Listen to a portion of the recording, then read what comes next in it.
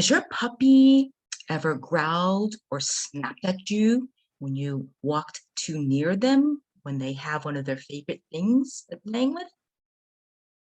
Well, I'm here to share with you a couple of tips on how to prevent resource guarding behavior issues with your puppy. So, my name is Linda Kwan, and I am the owner and trainer at WowBowWow. We specialize in working with pet parents with puppies and adolescent dogs, and we help both of them start on the right paw. So, has your dog growled at you or snapped at you? What are they most likely to behave that way? Is it food? Or is it a favorite toy?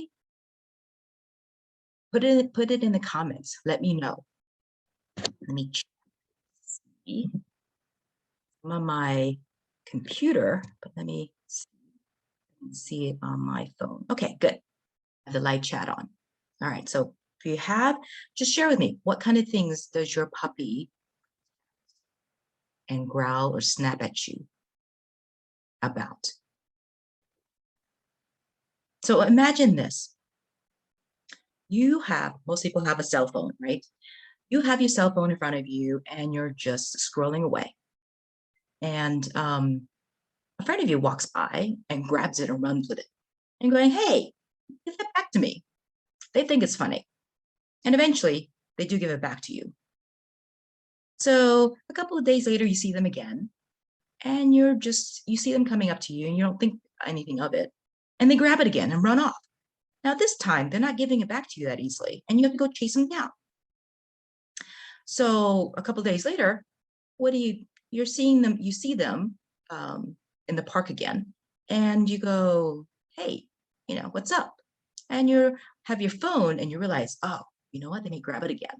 So you put your phone away or you bring it closer to you. And you may feel a little anxiety when they come close to you because you're not sure if they're going to grab something else. So your dog, your puppy, the same thing.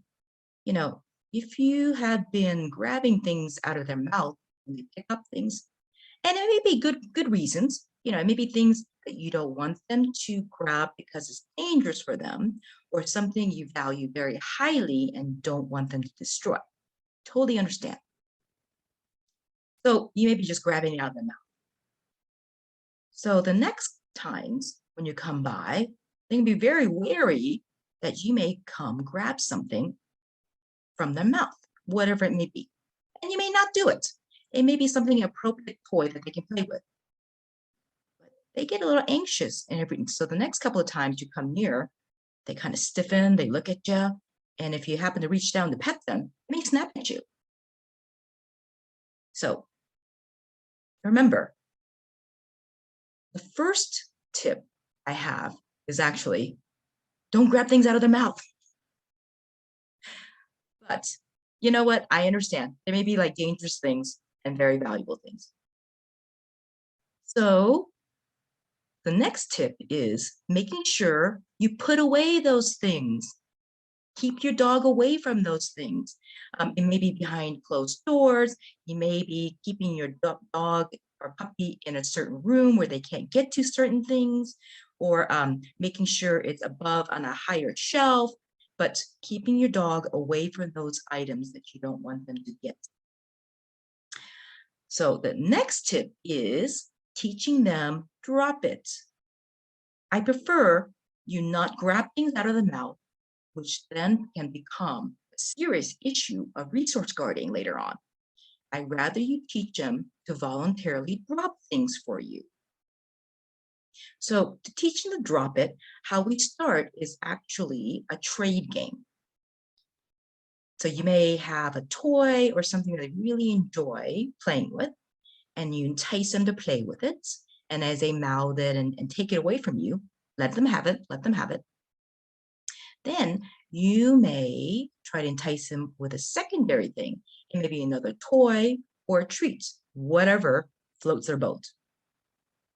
And as you're enticing them with a second thing, when they open their mouth to drop the first thing, to get to the second thing, you mark and reward. Reward them by giving them the toy or the treat if you're using that as the second item.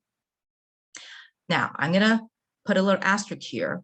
I like to teach my students, my pet parents, to toss the second item maybe a foot away, not necessarily just hand them the second item. The reason I do that is because a lot of times they may grab the treat and then go back to the first item. They're fast.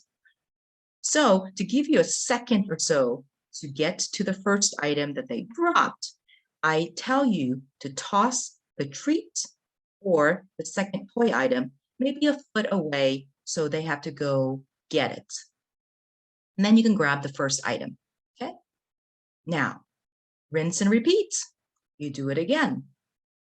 You entice them with a toy and then ask them to drop it now. So in the beginning, you may just do the trade game, just showing them the second thing. But as they get better at it, the second part is to start adding the word drop it. So you show them the second toy, you say drop it, and when the mouth opens to drop the first item, you mark and reward. Reward is the treat or the toy that you're tossing away about a foot. All right, so what kind of things? I don't see anyone putting any messages or notes. So anyone that comes back and watches the recording of this, just let me know, what kind of items does your dog like to guard? Now, if you have any other behaviors that you would like for me to bring to you in these Training Tip Tuesdays, also put that in the comments. I would love to hear what kind of things you would like to hear from me. All right, well, you have a great day, and thank you for joining us for our Training Tip Tuesday. Happy training.